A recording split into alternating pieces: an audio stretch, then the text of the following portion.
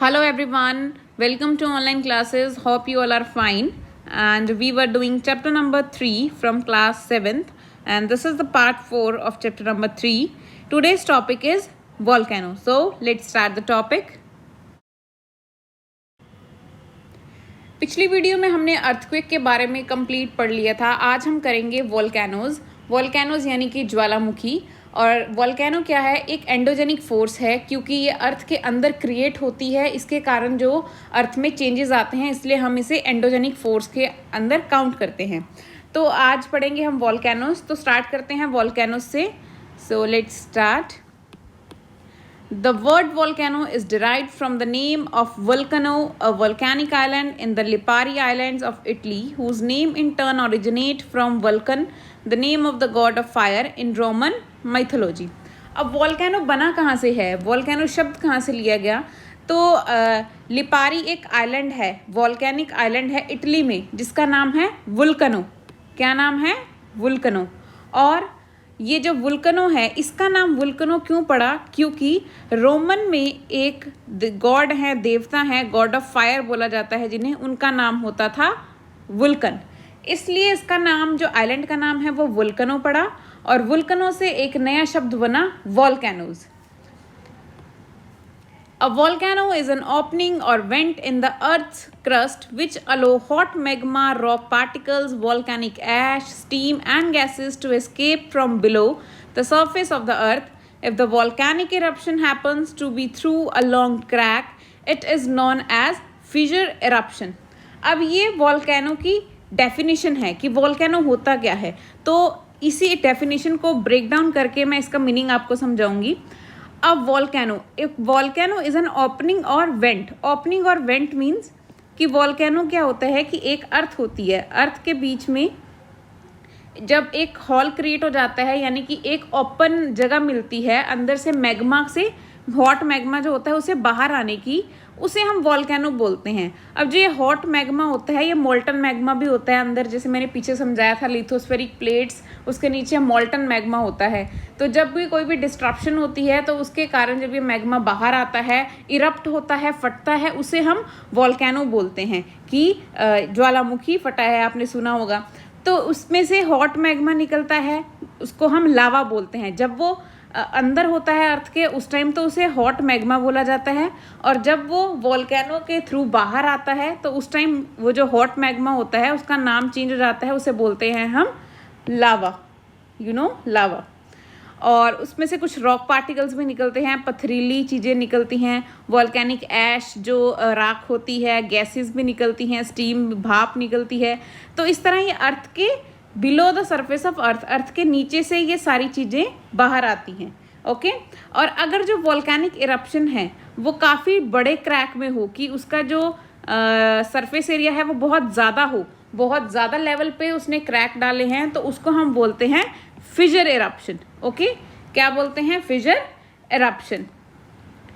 Today, geologists and volcanologists have found that volcanic activity is associated with diverging or converging plate boundaries and excessive accumulation of heat under the Earth's crust. अब जो geologist हैं और वॉल्केनोलॉजिस्ट हैं, वॉल्केनोलॉजिस्ट और geologist कौन हुए? जो इनकी स्टडी करते हैं.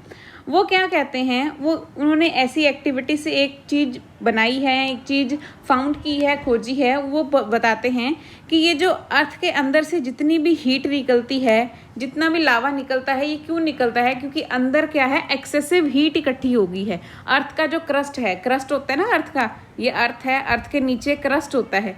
तो अर्थ का जो क्रस्ट है उसके नीचे काफ़ी ज़्यादा हीट होने के कारण जो हमारी कन्वर्जिंग और डाइवर्जिंग प्लेट्स होती हैं, दो तरह की प्लेट्स होती हैं, और वो जो कन्वर्जिंग एक इस तरफ मूव करती हैं, एक उस तरफ मूव करती हैं. तो जो कन्वर्जिंग और डाइवर्जिंग प्लेट्स है हमारी, उनकी जो पोजीशन हिलती है, तो उसके कारण जो वोल्केनो इरप्शन के चांसेस ज़्यादा बढ़ जाते हैं. ओके. ये एक डायग्राम है वोल्केनो का, इसमें आपको इजीली समझ आएगा. जैसे डेफिनेशन में आपने पढ़ा था वेंट. ये चीज़ को वेंट बोलते हैं, यानी कि यहाँ से जो ऐश है, जो लावा है, वो बाहर आ रहा है, इसको हम बोलेंगे वेंट. उसको स्पेस मिली बाहर आने की, दैट इज वेंट. जब बाहर आके ये फटा, तो ये जो लावा गिरा साइड में, इसे बोलेंगे lava flow. This is lava flow.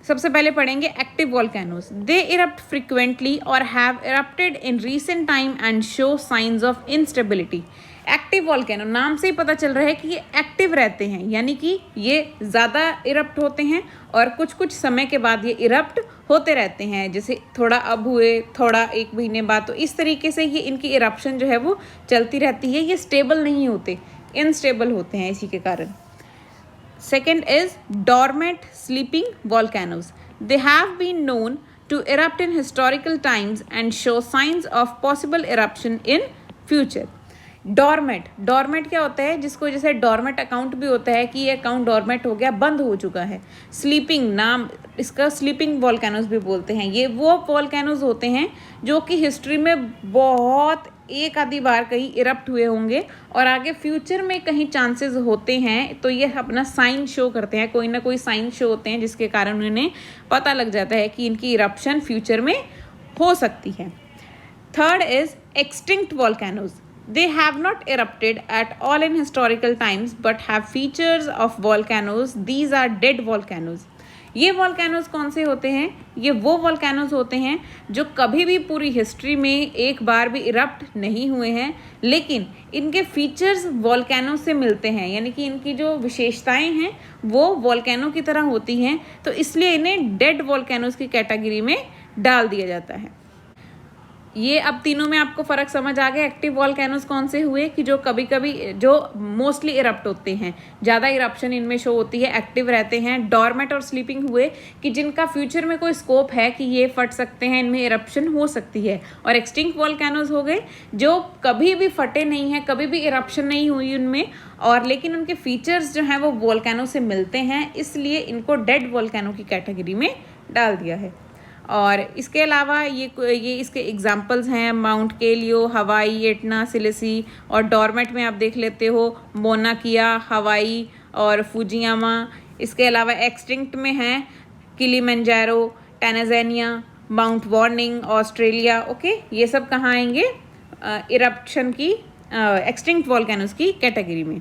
Okay, सो ये सब डिटेल में हमने पढ़ लिया। एक्टिव वॉल्केनो हमने कर लिया, डॉर्मेंट वॉल्केनो कर लिया और एक्सटिंक्ट वॉल्केनो भी कर लिया।